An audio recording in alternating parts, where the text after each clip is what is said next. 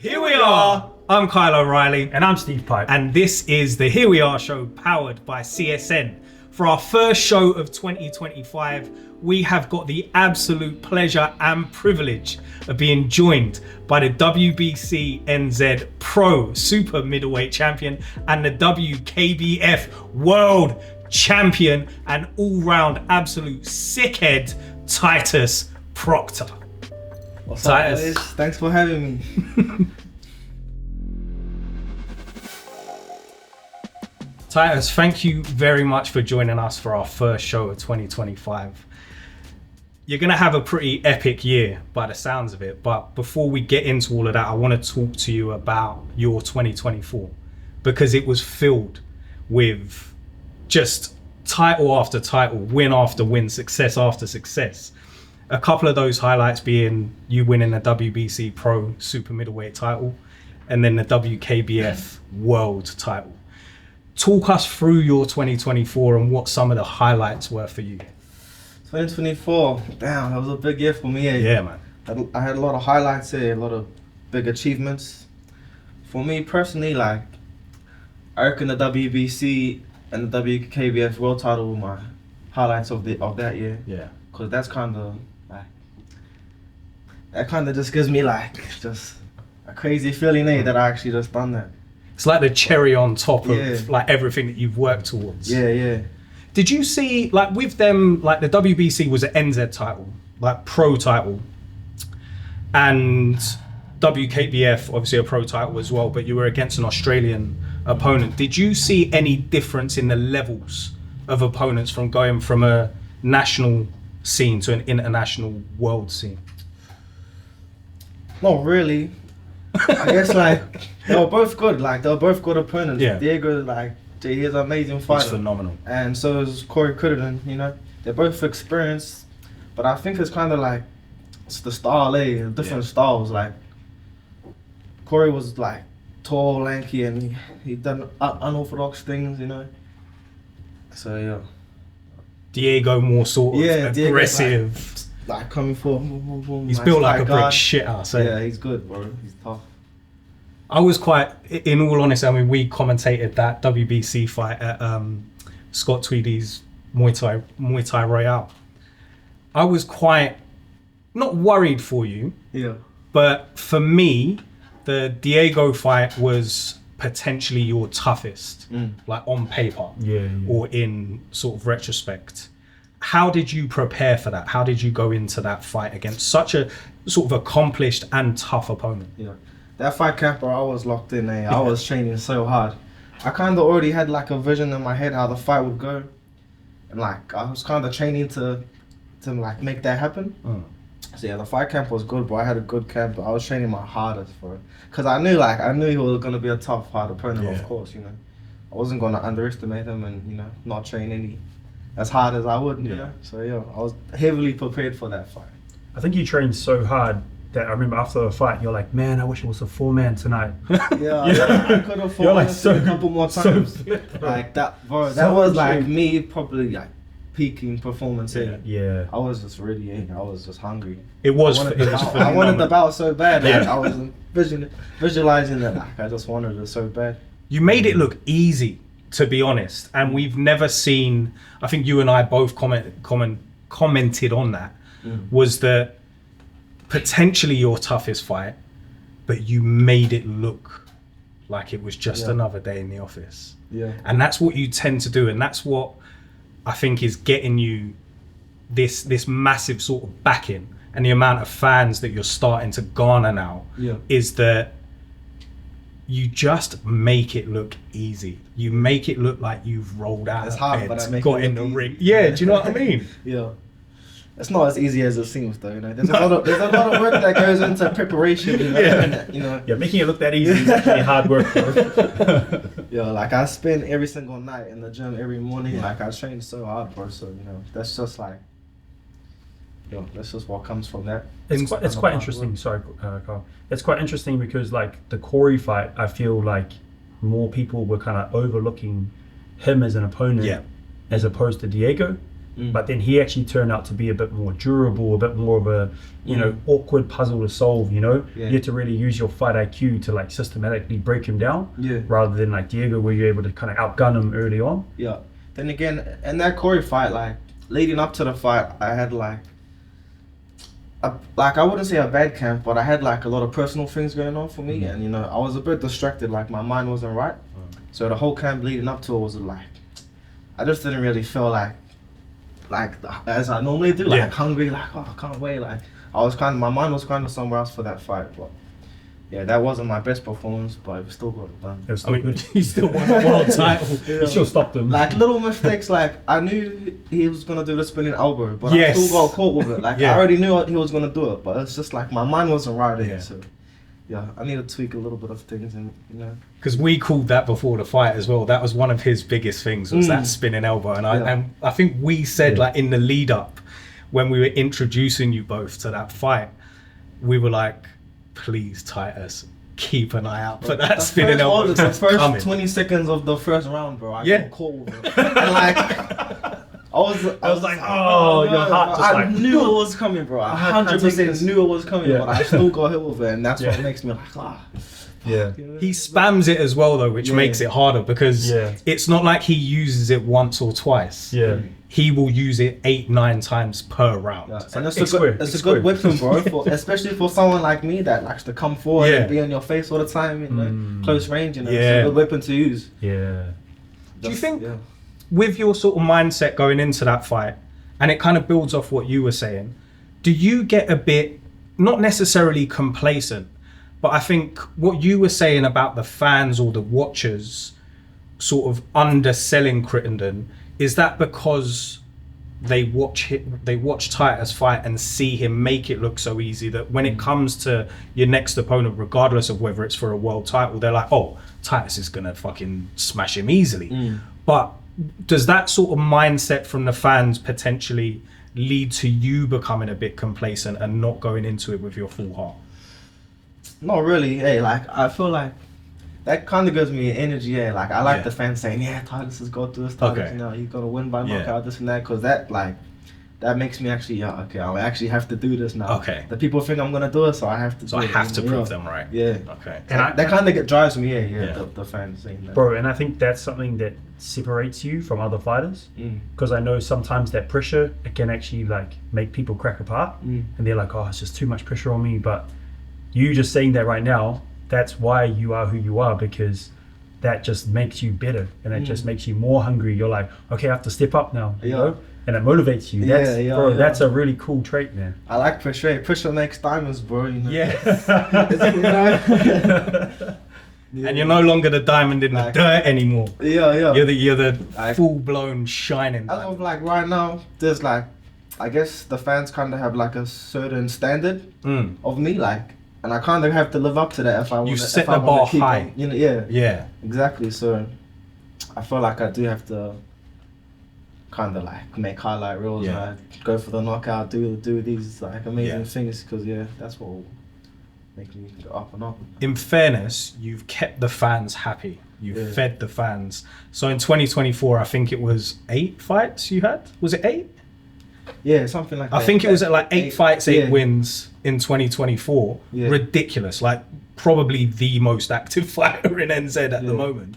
So the fans have nothing to bloody complain about. I'm on like a 20-something fight win streak at the moment. That's ridiculous. Amateur and pro, because you're 15-0 as a pro. Yeah. That's ridiculous. 15-0 as a pro, 10 KOs. When was your last loss? Last year. Oh, it was Ooh, okay. I haven't lost since. Okay. So towards the tail end of 2024, you went over to Thailand. Yeah. And Steve was very That was impressed also a with big highlight of my year too. Training in Thailand, like going to Thailand has always been a dream for me. Yeah. And even to fight at Rajadam Stadium, you know, it's crazy. Like it's actually surreal. Yeah. It was a surreal experience. So the whole training camp, like leading up to that fight in Thailand, I was locked in. You know, it was like the Diego fight camp. You know, I was just had my tunnel vision. My mind was so clear. I'm just going out there performing like I normally do and putting on a good show and just proving to the people in Thailand that I can do, I can do the things that I do in NZ over there. How did you find the training at that gym that you went to, like that gym looks so cool, man. Yeah, With the little lake and stuff, and they you're doing your me. manuals They killed and me, stuff, bro. you know. They killed me. They Yeah. train insane over there. Like the first day I got there, I got there on Wednesday night, and then Thursday morning, like 6 a.m. we got up, ran like 12, 13 Ks. Like they do that every morning. Like every morning you got to run 12 Ks. And, and like for me, I never really run like more than like 18 Ks. So that like killed me, bro. Just to that's Like breakfast. especially like getting off the plane, waking up 6 in the morning, like run 12 Ks, boom. Yeah. And on top of that, it's like hours and hours of training in the morning. Like they have a strict schedule there at that gym. Like those guys are like serious, you know. Like the schedule is like you wake up 6 a.m. every morning, you have to run 10, 12 Ks. And then on top of that, you got another 2 hours of training. Straight after? Yeah, straight after you get back. Pads, like, pads, even like weight circuits they do sometimes.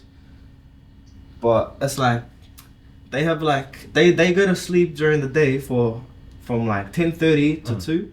And that's their recovery. Okay. That's how they recover to be able to train that Like often. that. So yeah, so we go to sleep from like 10:30, and then we wake up at 2 for the next training session. And then that training session goes from 2 to like 6, 7. And then on top of that, at the end of that training session, we have to run another 5, 8 Ks. At the end of the day At as the well? end of the day, yeah. So you're doing 20 a day? Yeah, we're running like 15, 20 Ks a day. Shit. So it's pretty intense. Half a marathon a day. And that killed me, bro. That's But mental. it's like, that kind of schedule is built for like people that want to be the best in the world, you know? Because you have to be training that hard to be able to compete with these top. Well, they fight guys. regularly as well, don't they? Yeah. The Thai fighters out there like 2-3 times a week. Yeah. And a lot of those guys, like, they fight on one championship too. Right. So yeah, they train hard, bro. They train hard, and I loved it over there. Eh? Did you find it easy to adjust to like the sleeping in the day?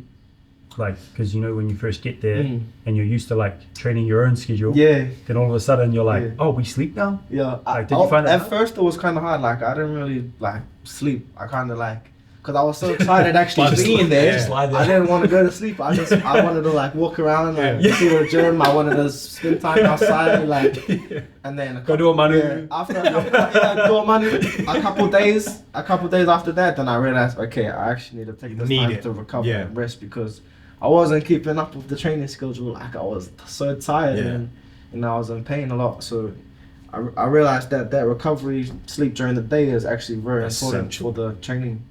And did you feel a need to kind of impress them? Like when you were training there, like you're the foreigner coming in, hyped foreigner as well, not just like back here everyone knows you. But over there they're like, oh, who you? Yeah. Oh, nice to meet you, bro. I was nobody, bro. And a lot of the Thais over there, they don't speak English, so like it's very broken English. So I have to use my translator a lot of the time, and you know, I don't really talk to people because I don't know how to speak Thai and then. But like I warmed up, and being in that environment, it's like I loved the day. Yeah, I just loved the day. What did you bring back with you training, like in terms of training, like with the differences and the things that you did over there in that sort of real, sort of traditional space? What have you brought back to TMT with you and incorporated into your camps? I feel like just a different perspective on fighting itself. Because over there, like, that's everything to them. They live to fight, you know? And like, when I was over there, like, I learned a couple of new skills in that and techniques. I was definitely a lot fitter, but I think, my perception on like being an actual fighter changed. Okay. Because, you know, I realized what these guys sacrifice and what they do every single day in the gym, in and out, and I realized that's, you know, I'm not even doing some of these things, you know. So what kind of fighter am I if I can't be like keeping up with these guys? They're the real fighters, you know? So I feel like just a different perspective on my training and just my fighting in general. So it's like elevated and you're properly benefiting. I benefited from it like a lot, like mentality wise, you know. I look at it different now. I know what I need to do now, and I know how hard I need to train to be able to keep up with these top level guys. And how did you find it, like, you know, sparring and clinching and stuff with some of the fighters there? Because bro, they look like about your weight, like pretty similar build and stuff, you know, like some of the foreign kind of dudes there. They over there they clinch for like an hour and a half straight, like no breaks. One person is in the ring, and they're like they have 4 other guys. You clinch with this fellow, you clinch with them, and then as soon as you get swept or you get like a good hit on you, then a next guy comes in. You have to clinch a new guy, and then you clinch him for 5-10 minutes. Then a new guy comes in, like back to back clinches. So like Shark Tank, but my clinch game has definitely improved. So we've got a lot to look forward to in 2025 then, from this new and improved Titus Proctor. Like a tie now. That's awesome. Yeah. Speaking of 2025, you've already got there's 2 fights that we know of that have been publicized, but I'm pretty sure you have you've probably filled your diary for the whole year. First up, at Arena Wars on the 1st of March, you're facing Deej Edwards. Yeah. Talk to me about that fight. I'm excited. I just can't wait to fight again. Deej Edwards, like, he's good, bro. He's tough. He's very tough. And I've already been on one time, but like I'm not gonna underestimate him any more than just because I've been. I'm not gonna underestimate him because anything can happen in a fight. I'm just gonna be training different for these next fights coming up. Like I said, like my perception on things have changed, so I'm just gonna be different in these upcoming fights. I'm excited. I think like something that I found when I went to Thailand was like when I came back, my mindset about how much my body could actually handle, that changed. Yeah. Because I was here and I was doing, an hour and a half, 2 hours training sometimes in the evening each day. Then I went there, then it was like what you said, bro, like training like 6-7 hours a day. Yeah. And you do that for like weeks on end. Yeah. And you adapt to it and you're like, whoa, I can actually do a lot more than what I'm doing. You don't realize you can actually do it, until you actually do it. And then you're like, to push yourself. like, I know exactly what you mean. Like mentally, you level up. Yeah. And I think that was a big thing for me. So you're taking that energy into this next. This next fight, I'm telling you, it's gonna be crazy. When I saw those posts about your fights, I mean, like I said earlier, you're a busy fighter. Yeah. We know that about you. But we saw Deej Edwards on the 1st of March, and then it was announced that you're going to be defending your WBC title against Tony Jaggard at Lights Out on the 28th or 29th of March, so 28 days later. That's ridiculous. Yeah. Like Tony Jaggard as well is a high level opponent. Yeah. He was the WBC Pro Middleweight champion, King in the Ring champion. You're not going in there like normally when you take back-to-back fights or fights that quickly, they're kind of like feeder fights. But you're taking on like incredibly tough opponents. Yeah, I want hard fights, bro. Like realistically, if I could, I would fight like every 2-3 weeks. Like I just love it so much. I believe you as well. But the next fight's coming up is just gonna be different, bro. I'm just so excited. And like, I think with the last fight you had with Deej Edwards as well, like it sounds like there was quite a bit of adversity around the camp leading into that and stuff. I heard you got like a whitetail spider bite and things like that. All of those things kind of play on your mind a little bit.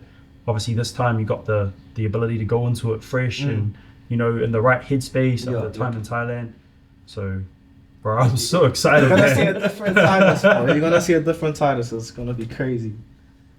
What else have you got planned for 2025 that we're not aware of yet and that you're allowed to tell us? Yeah. Definitely going back to Thailand. Will you be back at the same gym? Yeah. Back at the same gym. Seemed like a good spot, man. Yeah, it was good, bro. The coaches over there, like, they're all good. Even though they don't speak much English, they're good. Like, they got good connections. Yeah. So they told me when I went over there, they told me, if you come here, stay here for like 4 to 6 months here at this gym in Thailand, we can get you like fights on one, and we can get your name out there. You just need to stay here and be active. So is that what you're doing? That's kind of like what way I'm going towards. Like, I might have to go back for a couple months, just for like an extended time. Yeah, just to like they want to see me fight, right? Yeah. One fight's not enough. They have to see me fight. Yeah. So did they give you feedback about your fight? Yeah. They said it was good. And they wanted me to fight the next week, and I was keen, but That's then so Thai style, bro. yeah, I was actually keen, but then I was like, nah, I kind of want to be a tourist and go view the city and that. And I was also getting my tattoo done as well, so I was like, nah, I don't want to take it. Yeah, and I just was a tourist for the rest of the time I was there, basically, just going around seeing the city. So that means this time around, you've done the touristy bits. Yeah. So we're gonna see Titus fight every weekend. Yeah. I'll fight. I will fight every weekend. I believe it. Bro, you're pouring gasoline on the fire right now. Like realistically, He's I like, will, yes. I will. They have the opponents over there. They have a lot of fighters over there. Mm. And What weight was that fighter in Thailand? 76. Okay. Yeah. There's not a lot of times that weigh that much. No. So I think when I go over next time, I'll be fighting like a lot of foreigners there. Yeah. And that's gonna be exciting too, because new styles, people from all over the world, it's gonna be a tough challenge, but it's exciting. So you touched on one championship there. That's the end goal, is it? Yeah. To get into I think I can have at least a couple fights on one championship this year. this year. Yeah. Oh, sick. Yeah. Like almost definitely. Yeah. If I go back when I go back to Thailand, it's almost definitely. Because the way that I see it is like you go back, maybe you fight on Rajman's show again or Lumpini, you get a few more knockout wins. That's pretty much straight away they're gonna go fight on one Friday fight night. Have a few fights there. Yeah. Contract. The head owner of the gym that I was at, his brother is kind of like a big promoter over there. Okay. And he has a lot of connections. He knows the one championship guys, the matchmakers for the company and that. So yeah, I met him and he told me if you want to fight on one, you have to come and stay here in Thailand for as long as we need you here. You need to have this amount of fights, so we need to see you fight this often and this much, and then I can get you on the show easy. Perfect. Yeah. That's so exciting, man. Yeah, it's very exciting. So that's something to look forward to this year as well. It really is. And it's kind of, we've seen a lot of NZ-based fighters aspire to one, but we haven't really seen it come to fruition yet. Yeah. So it's quite, I think actually, did Nyreen fight out? I think so. I'm pretty sure Nyreen, Nyreen had a couple of fights at one. Alexi Sirapisos, Um, one fight.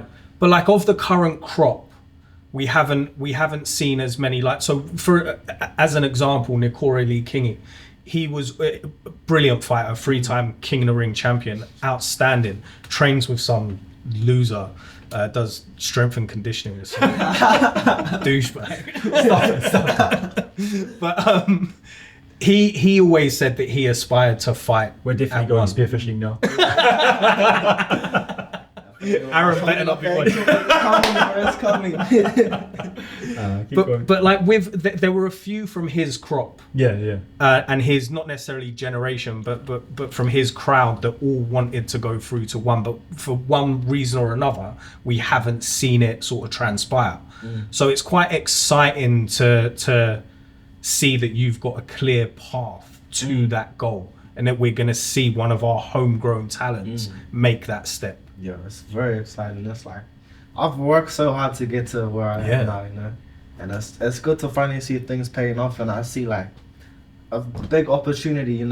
This is my dream to fight massive. on one, so it's very exciting. You're only 20 as well, Titus. This is what it's my dream. This is what I've. Bro, you've got another 15 years left. What are you gonna do after? I don't know, bro. I think it's quite rare. What we've seen when you reference Sneak Order and stuff is we haven't seen the next generation of fighters like Titus. He's kind of leading the charge at the moment. But we haven't seen that next generation that have come through with all these promotions around. Yeah. Specifically in Muay Thai and stuff like that. But there's a plethora of options for them now. All they have to do is just show their ability and their drive, and then the opportunities open up for you, Yeah. I think another big thing of it is I'm kind of making my own path in the game, right? I'm not following nobody else, but I'm not going up. I don't want to go UFC. I don't want to do MMA yet, So it's just creating my own path is I think it's giving a lot of people hope to, maybe they can create their own path, or they can, do their own thing with their lives, you know. So I feel like I was going to ask about the MMA or UFC situation because it's quite common now, isn't it, for fighters, regardless of whether they've done MMA sort of as their base or throughout the early point of their career, they get to a certain level and they're like, right, this is where the money, the fame, the esteem is in MMA at the moment. So they kind of get sort of brought over to the dark side. But you're quite clear and set that Muay Thai is life. Like I would do MMA in the future, definitely. Like I like grappling, it's so fun. Even though I don't know anything about it, like I like picking up the boys, trying to choke them out and shit, like it's fun. But I just think like at this point in time right now, at least for the next maybe 5 years, I'll be doing kickboxing, Muay Thai, and I'll be like trying to be the best in the world at that. And once I'm the best in the world at that, and I've had enough of doing Muay Thai and kickboxing, maybe I'll go MMA. Time for a new and challenge. Be the best in the world at MMA as well. That's good. Like that's good, isn't it? To have like a focus and to put your all into that one sort of dream. And kickboxing and Muay Thai is more of a young man's sport. You know, the intensity of it and the like, you know, the physical kind of like impact on the body as well. You got to be a bit younger and I just feel like everything in your life's kind of like shaped you for this. You're like this rocket ship, just riding up, bro. But MMA is like something different, you know, because I think being able to train different modalities each day, you know, like, okay, we can do grappling in the morning, we can do this in the afternoon, and so on and so forth. You know, it's not like the same thing over and over and over. It's so much, it's a lot harder to master MMA than it is to master kickboxing, you know, because kickboxing's just stand up, you know. But MMA is on the ground. You got take down defense, submissions, you know, like take down offense, like all these different things. You have to be good at several different. You have to be a good, well-rounded fighter to be like good at MMA. Like you have to be good at all of those things. Another thing too is like once you build your profile up on say like one championship and those big striking promotions, if you did then transition to MMA, you could probably open with some bigger paying fights too in the MMA world as well, you know. So like there's benefits to like just being a master of one thing, and then like, okay, you've got this big platform that's like, oh, now Titus is looking to go into MMA, and then that creates a lot of hype there too, you know. It opens up a lot of opportunities, especially if you become the best in the world at kickboxing and got a big name for yourself. If you want to go MMA, of course there's going to be a big fight waiting for you. One of these big promotions will have you on their show just because you're the best kickboxer and Muay Thai fighter in the world, you know. One could do a super fight for you like they did with Mighty Mouse and Rod Tank. Like where you do the Muay Thai first round, MMA second round. Just I might get checked out in the first round. Oh yeah, bro. Well, that's what happened to Rod Tank. That would be an exciting like fight, MMA, Muay Thai, kickboxing. Man. Like, bro, that would be crazy. Well, Arsenal X are doing the same thing. But like it's just a bigger platform, I guess. It's like Arsenal X obviously regional and national, and then doing it at one championship against someone like fucking Mighty Mouse. It's ridiculous. In your first MMA fight, you won over versus Mighty Mouse. Ridiculous. In terms of like the 2025 calendar, there's been some noise.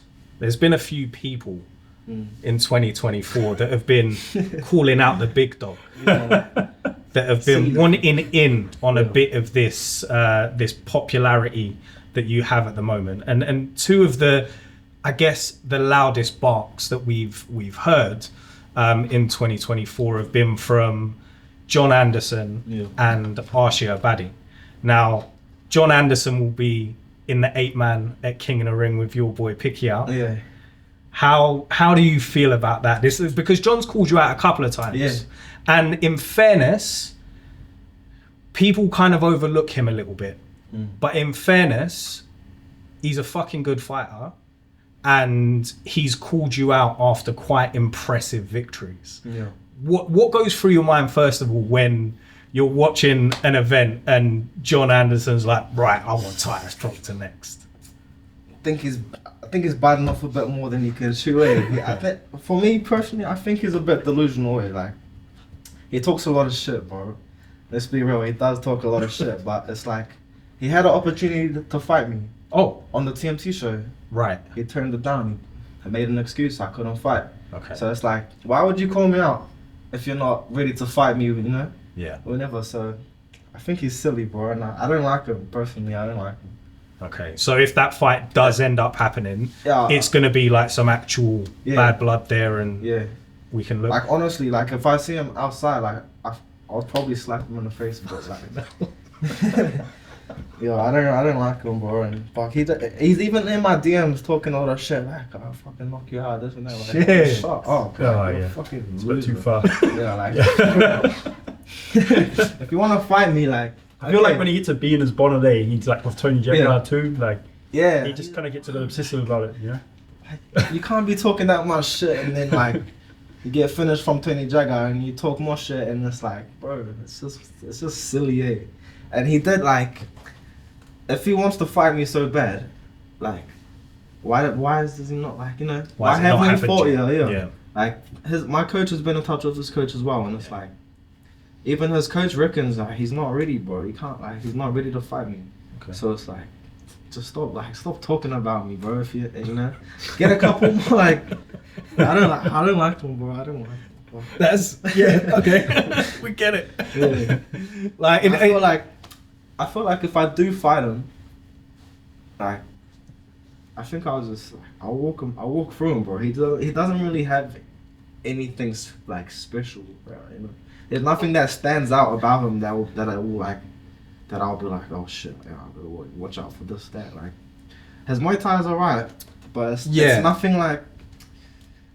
I think I get what you're saying, but I want to kind of be a bit more like neutral because I've done a few of John's fights. I've shared a few DMs in the lead up to his fights, and I do see something there. Yeah. Like I said, he does get overlooked, and he is his record, for example, isn't exemplary. It's quite even. I think he's like 18 and 15 or something along those lines. Like it's very close.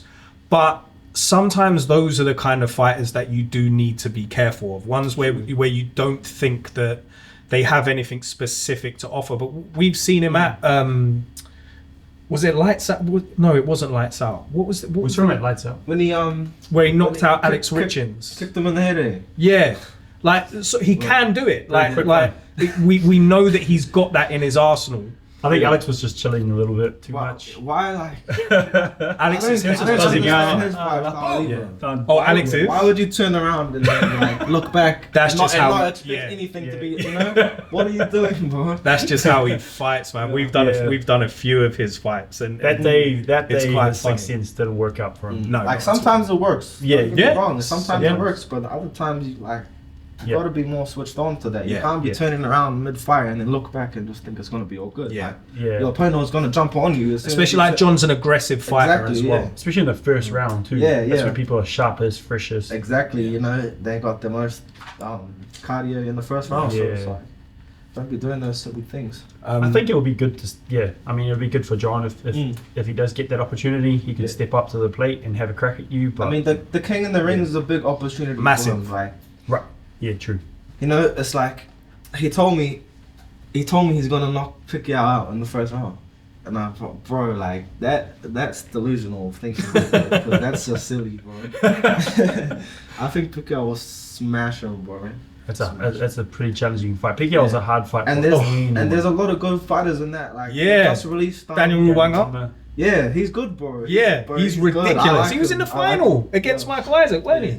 I like Pacquiao his- and Dan's fight was fight of the night for me by Yeah. a landslide. That was just It was crazy. just a you war, love eh? that fight. Bro. Yeah. Oh, yeah, man. bro. I think So that King of the good. Ring's gonna be a crazy night, Ridiculous. bro. It's gonna be Yeah. so crazy.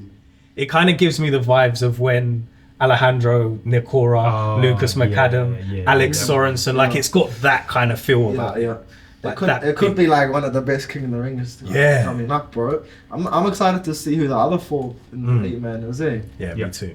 Cause Suran just got into the 8-man too. Yeah, And he's a yeah. good fighter too. He's an animal. There's some hard, Yeah. like, there's some hard people in there. Yeah. And if John thinks he's just gonna walk through all these guys, like he's not thinking right. Yeah, it's a death row of ridiculous fighters. So It's a tough all of lineup. them, bro. Like, Yeah. I feel so Respect like, to anyone going into Yeah. that lineup there, like Yeah. far out.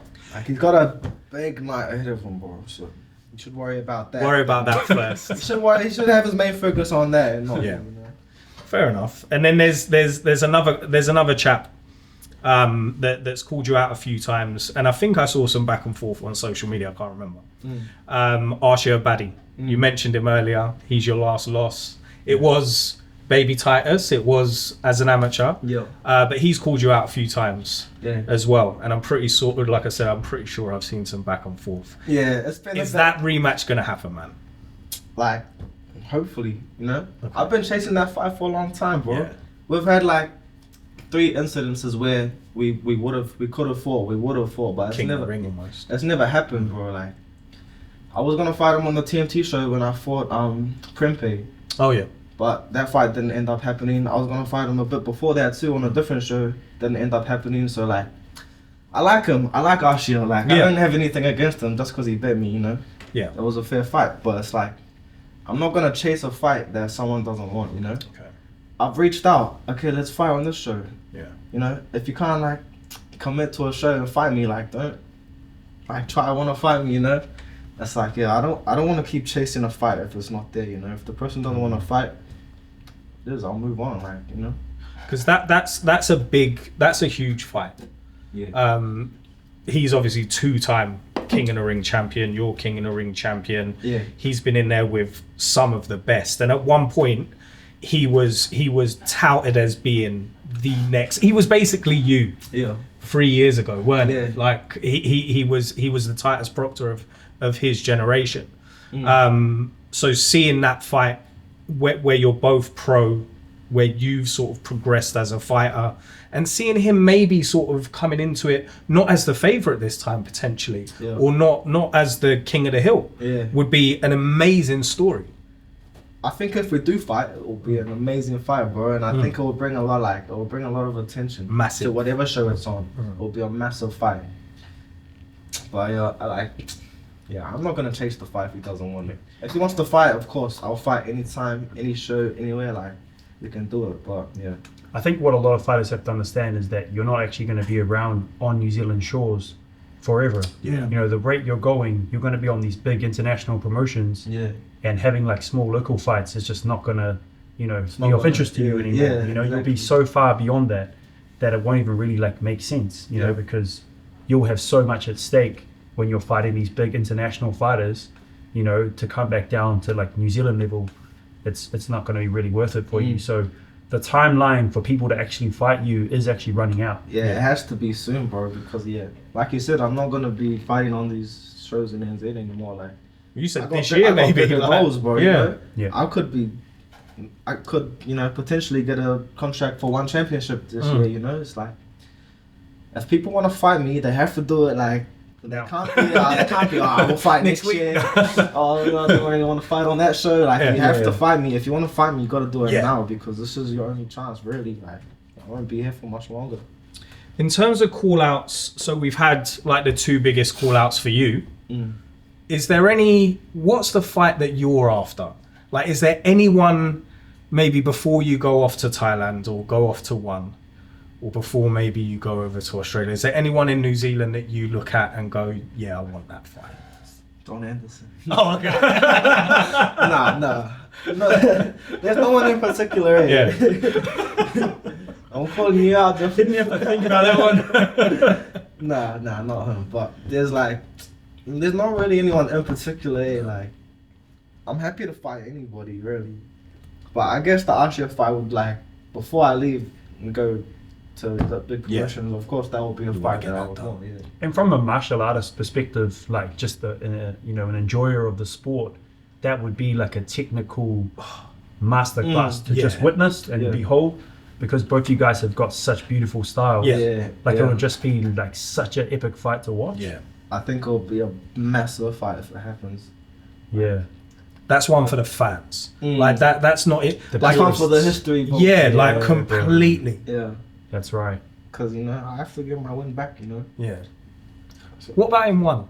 Like, is there anyone in One championship that you look at and you go, like, someone that's potentially like a fairly well-known fighter that you go, like, because you're working towards One Yeah. as your goal, but surely there's someone Yeah. that you're like, yeah, and you're who I want to take down on my way up? I guess the previous champ in my weight class. Have you guys heard of Regan Aerosol? Yes. He's an animal, Okay. bro. The immortal. Yeah, Like, yeah, yeah. I I had his t-shirt in my basket the other Dude, night on he's one like- shop. Yeah. I look up to him, bro, and I like his style. But Okay. it's like when I enter one and I'm in a division like that, it's like I gotta fight these guys. Yeah. No matter if I look up to them or if they're my idols or Mhm. not, you know, I gotta fight them at the end of the day if I wanna be the champion. So I feel like the top guys in that division, like I kind of have my eyes set on them. And I think from a stylistic perspective, you bring a unique proposition, bro, because you have a very, very high work rate. You've got immense speed, good combinations, like the volume, the pressure, the speed that you bring to your fights, and your IQ as well is something that's like quite unique from me having watched that division for a while. Yeah. A lot of them, they do rely a lot more on those like big power shots, you know, but they don't have that same kind of like output that you bring to your fights. Yeah. So that would be like quite a cool thing to witness as well, bro. I feel like I'm still young, but it's like I feel like when I go into the division, like I want to bring in like a new thing to Energy. Yeah, I'm gonna bring a new energy to the division. So it's very exciting. Like I can't stress it enough, bro. I'm so excited. So we. Yeah, I feel like. Yeah. Can you try and sort it out so that CSN can also stream your fights? Because we need to be involved in that shit. Another question that I got for you, bro, is like, what drives you, man? Because you are one of the busiest, most active, hard-working fighters that we've ever seen. And you know, what's your why? Like, what drives you, bro? Why? I have a lot of whys, to be honest, but I feel like one of the main things is like I kind of just want to like make something for myself and for the people I love. You know, I want to be able to provide and, you know, support the people around me. And I feel like taking this route, you know, you get a lot of respect as well because, you know, if you're a very good fighter, you know, people respect you. And, you know, I feel like, just, I don't know, man, just not being like, I don't want to be like a normal person, like just working a 9-to-5 job, like just living a normal life. Like, I want to make history, like I want to be someone, you know. And I feel like that's what drives me like a lot of the time. It's just thinking like, well, if I get into this promotion, like I got all this money, you know, I got all this like attention on me, like I can make something not just for myself, I can put my other people on, you know, I can put my teammates on, I can, you know, I can provide like, you know, for my family, you know, I can do this, I can, you know, do this, you know, provide for my sisters and that, you know. So it's like just making something and be able to be someone like in the world. I think that's what drives me. Like the 50 Cent, like you'll be the 50 Cent and then you'll bring G Unit through with you. Like you'll get Lloyd Banks a $2 million album. Like okay, cool. That's a really powerful thing, bro, because I feel like there's a lot of whys that kind of like intertwine into each other and then will kind of like circulate upwards to form this like fire inside of you. Like I haven't had an easy life, bro. So it's always like, if I can do something, you know, that's positive. positive, coming from, you know, something negative. It's like, it'll be good. Eh? Speaking of that, like what was early life like for Titus Proctor? Like what we see, I mean, people go into fighting for different reasons. Like what was your reason? What led a young Titus Proctor into the world of combat sports? Just like I was a mischief kid. That don't surprise me for some reason. You've got that like cheeky young lad face that you could tell that when you were like 5 or 6 you were a little shit. Because I moved to Hamilton when I was like 1 year old, but I lived in Hamilton with my foster nan. So I had a foster nan because my parents are always in and out of jail. You know? My family's kind of like on the criminal side of it, so it's like. So I was raised in Hamilton with my foster nan, and growing up, you know, like, I didn't have like direction, you know? I didn't have, I want to become this, or I want to do this with my life, or, you know? So I was really like unsettled growing up, so I used to get into a lot of trouble, you know? And like, So you were basically raised by your foster nan? Yeah, my foster nan raised me my whole life in Hamilton. Yeah, but I'm originally from here. Okay. But I just lived in Hamilton my whole life. Yeah. But like, yeah, growing up, yeah, got into a lot of trouble and a lot of fights. That's where it started, you know. Yeah. I had I must have had like 20 plus street fights before I even started training Shit. properly. So And you realised, oh, I'm quite good at this. Yeah. I might as well make some money. Off yeah, and I just I love the adrenaline of it, you know. Yeah. Like, it's just like it just makes it like it's a burning fire inside of me, you know. When I fight, you know, I feel like this is like this is my why, like this is who I am when I fight. So, And yeah. was there like a fighter as you were growing up, as you were like having street fights and sort of transitioning into the sort of more organised version? Was there a specific fighter or fighters that you looked at and were like, yeah, I want to be like them? Yeah. You know who it was, bro? It was actually Conor McGregor, right? Yeah, sick. I know it's a cliche thing to say, but like, I used to watch a lot of Conor McGregor growing up, and even though like I wasn't really looking towards MMA, I was still watching, bro, because it's just crazy to think like coming from nothing and what he's done, you know, it's like inspiring, bro. Yeah. It's very inspiring. So Hell yeah. I looked up to him a lot, and just seeing what he's done, like for himself and for his family, you know, like that's what made me, oh shit, you know, I wanna try to do that. Let's see if I can do that, you know. Maybe that will be my why, or maybe that will be the direction I take in life. Nice. So yeah, like I watched a lot of him, yeah. So I looked up to him heavily growing up before I started training. Yeah. And I think when you look into the mindset of Conor McGregor, that's quite a powerful thing too. Yeah. Yeah, exactly. At that think time growing up, specifically, You're like, wow, if I dedicate my life to this, I can actually be something. Yeah, his mindset was different back in the day. Like he was locked in on what he wanted. Well, he made a point of saying, this ain't talent. This is hard work. This is dedication. Like I work for this. Yeah. This isn't me doing this because I'm good. Yeah. This is me getting up and training my arse off day in, day out. So I feel like that kind of like resonates with people like you. You have that kind of aspect to you as well. He's kind of like the reason, like when I first started watching him and started looking into, who's this guy? What does he do? Like the thing for him is like he's very big on manifestation, right? He can visualize something and he can manifest something to make it happen in real life. And I feel like that's kind of what like I first learned what manifestation is and how you can actually use it towards, you know, things you do in life. So I feel like I got my like visualization manifestation thing from him, bro, because he visualized everything into actually real life reality. So and that's what I do a lot these days. Like I manifest, I visualize like heavily before my fights. I visualize everything, like how the fight will go, like what can happen, like everything, the lead up, like everything, and then just manifesting that into.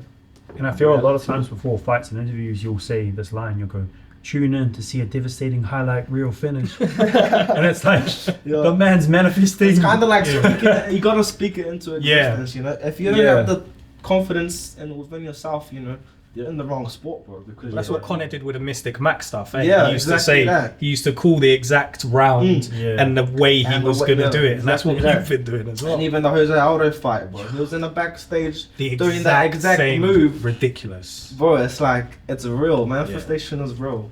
But he's also a good warning sign for you. Yeah.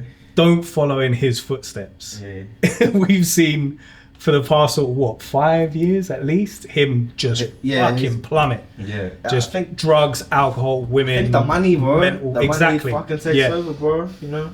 But you've potentially got that in your future, bro. You've potentially got this sort of stardom, money, fame ahead of you. So you need to use that as a sort of warning, not to become unfocused and not to let it slide, because everything you are working towards now and spending your life building towards can disappear just as easy. 100%. I feel like he has had a bit of a downfall. It's pretty sad to see, you know. It is shit, But it's like I feel like when you don't have the drive anymore, you don't have the why. Like you know, why am I still fighting? Like why is he? You know, he's probably thinking, why am I still fighting? Why do I need to? I've got all this money. Like I'm good for life. But So why? Like of dollars. what's gonna drive me to like, you know, be who I was before when I'm, you know, got all this money. And that's what, Steve, you were saying with the whys. Yeah. Like, for now, your why is money, fame, being able to provide, proving that I'm the best. But once you've done all that, you're going to have to reevaluate your whys and come up with new whys to make sure that you stay on the path. I feel like that's a downfall for a lot of people, you know. They lose their why. They lose why did I start this in the first place? Yeah. You know, it's like when you lose that, it's kind of like you don't really have any direction anymore. And that's when you kind of just fall off here. So I feel like you know, at that, when you get to that stage, I feel like you have to find a different why. Yeah. If you know, if you're not interested in fighting anymore, or, you know, it doesn't drive you to be the best trained every day, like you got to find something different to just to be stable, really. Or you're gonna fall off, fucking do drugs, go out partying, you know, fucking. I mean, it's all fun, isn't it? Yeah, like, we can, like we all have a bit of drugs and partying every now and but again. it's like, yeah. Like, So with the early life and your transition into fighting, why did the link up with Tihabuki Muay Thai happen? Oh yeah, so fuck, this is actually a pretty crazy story, but my real nan, my mom's mom, she used to work with Claudia. Okay. Before I think it was like 10 plus years ago. They used to work together. And anyways, like when I told my other nan that I wanted to do fighting and that, like they did suggest to go to Tihabuki Muay Thai because obviously they knew Cloud and they knew Daryl. But I was kind of like, I actually did kind of want to do MMA first. So I was looking at like core before I started, you know, I was looking into core. But then, I done a trial with TMC the first day. And then like, it was like everything I like wanted, bro. Like it was just, it's like an instant. That was me. And as soon as I went up to the first day, I'm like, yeah, this is me. I don't want to do MMA. I just want to train here with these people and be in this environment. Yeah, so it was like the first day I started training, like for real, I just fell in love, bro. And I was addicted. Like I was heavily addicted to it. I was there like straight after school. I would catch the bus there and I'll be there like until the gym closed every night. And this is like in the early stages when I started training, before I had my first fight. I was like there every single, like I would just even fell in love with it. I would even like fucking skip school and like just hang out in the gym. I'll just wait, like I'll be waiting, thinking like fuck. Like a fiend there. Yeah, I just Muay Thai fiend. What am I gonna do into my training? I just can't wait, bro. Like, wow. That was just. So how were you when you started TMC? 2020. That was 2020. What was it like? 16? 16, yeah. Yeah. Yeah, 16. I think that's a good age to start too, because you kind of been through some shit already. Yeah. And you're like, I need this. That's because your energy, like, you put your energy in the right direction. Yeah. As like a high testosterone young man, you're like, bro, I need an outlet for this shit. Yeah. It's like a guidance to becoming a man. Yeah. I feel like it changed my whole life just going there and just. Because I knew straight away when I got there, I knew this is what I wanted to do. What was it about the gym that sort of made you realize this is where I want to be and what I want to do? The training and the people, bro. Like, it was like, it's a different feeling there. It's like a family, you know? Yeah. It's not a gym where you come train, you know, you don't really talk to these guys, but it's everyone, like, it's a good feeling to be in that environment. And I feel like I was kind of like, I kind of was like, what is the word?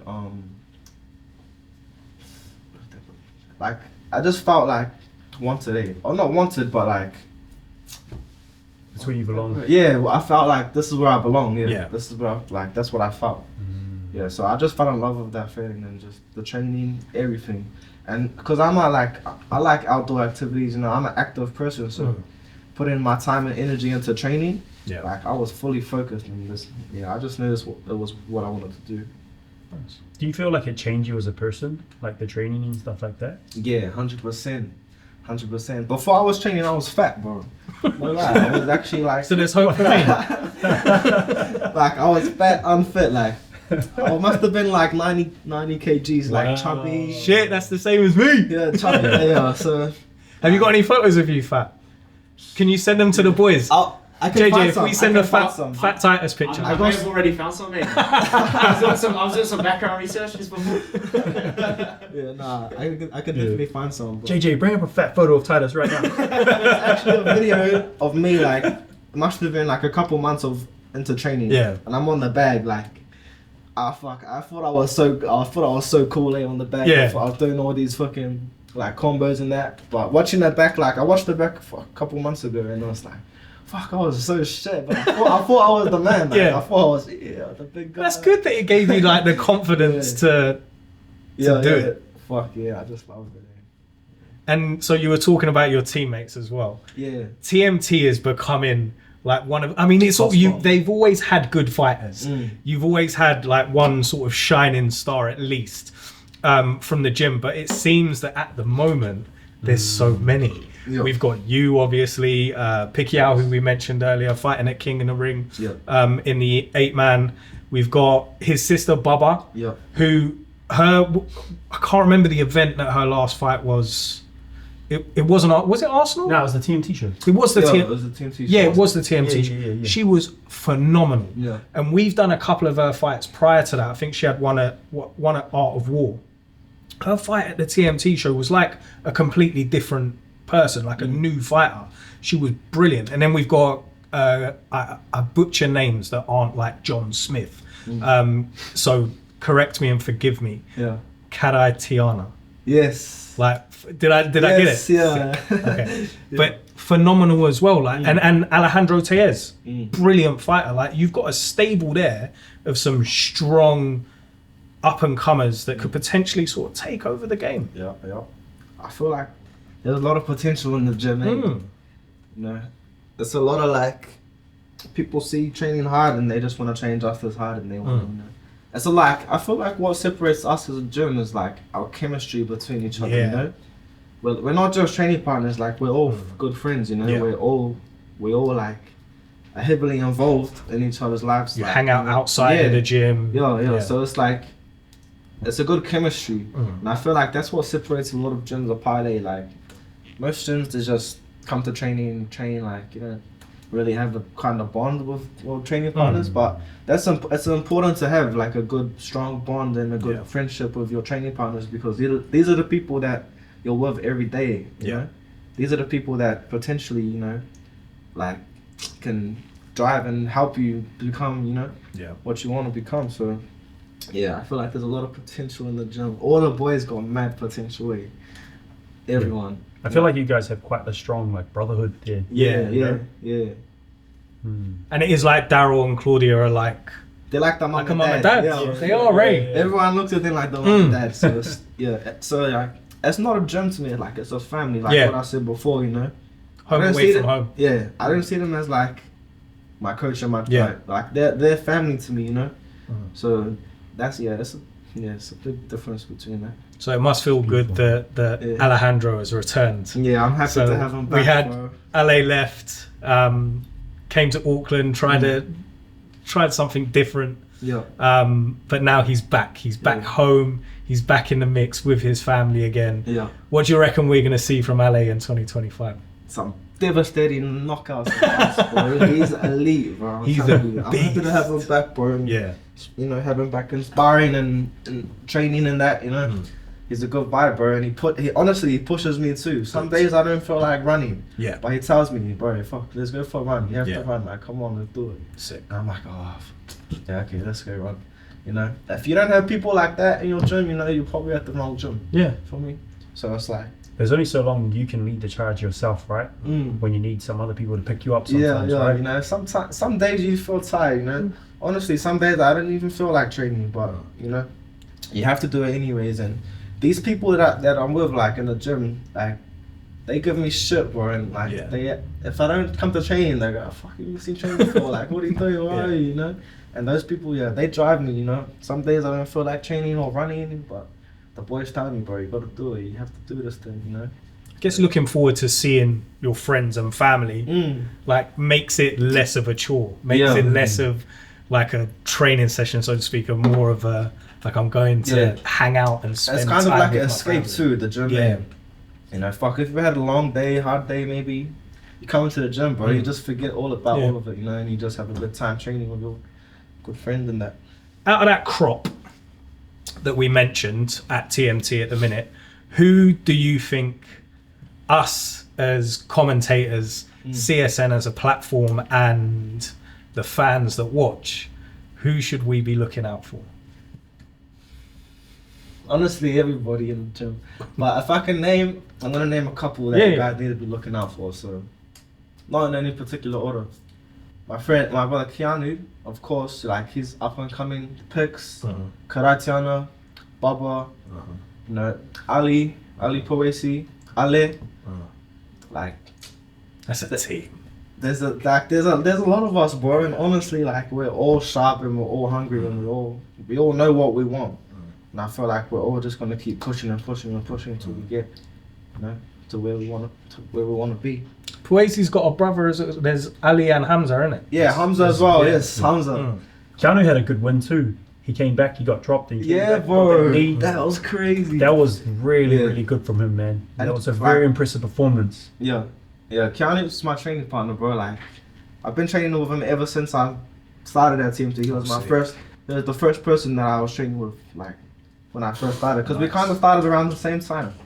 But, like, yeah, he's been my training partner for a long time, bro. And I see mad potential. Like, he's gonna be a problem, So bro. that's the one, yeah? He's gonna be a problem, you know. So look out for him, yeah, definitely. He knows what he wants too, you know. He's hungry as well.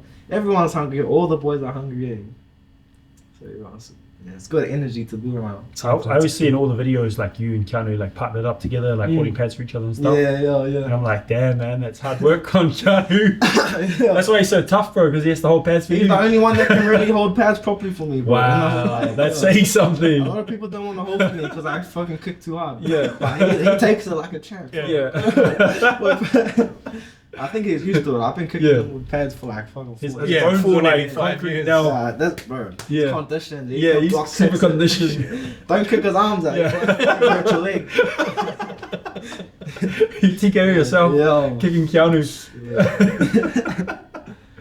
Is there anything like what else, yeah. Steve, do you want to get from Titus? I just want to know what's your favorite spot to do a manu at, bro. There's a lot. Name a few, 1 or 2. It's all good. Definitely the one that I posted on my Instagram when I done that money off the cliff. The Right, water. yeah. That's a legendary spot, bro. That looks Hidden gem so in Lake good. Taupo. But a lot of the time I just swim in the river, or Raglan as well. Yep. Yeah. In the bros pool sometimes. Yeah. Yeah, me. Anywhere, any place there's water, you'll catch me doing the money, bro. So, You're gonna enter into the manu comp? 100%. I'm gonna be the undisputed money world champ, bro. Let's go. We're gonna see. He's Let us just. know, bro. Let us know. He wants every belt. Yeah. My son's obsessed with it, so we'll come and cheer you, bro. Whenever Size you do don't it. matter, bro. Yeah. That's epic. For me, and sort of like, thank you for being with us. I normally ask this question to sort of wrap up Yeah. the interview. I feel like you've kind of touched on it already, but Titus Proctor, the man, not the fighter. Titus Proctor, the man.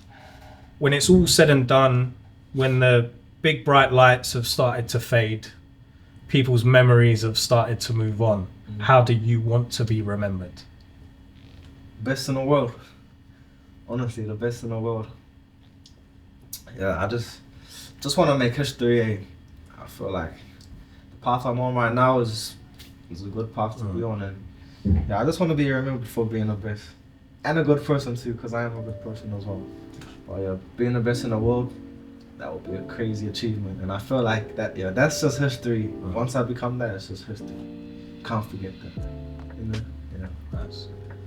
Thank you, bro. It's been an absolute pleasure. Yeah. Thank you for having me, boys. Thank you. Legends. What's up, brother? Fuck, brother.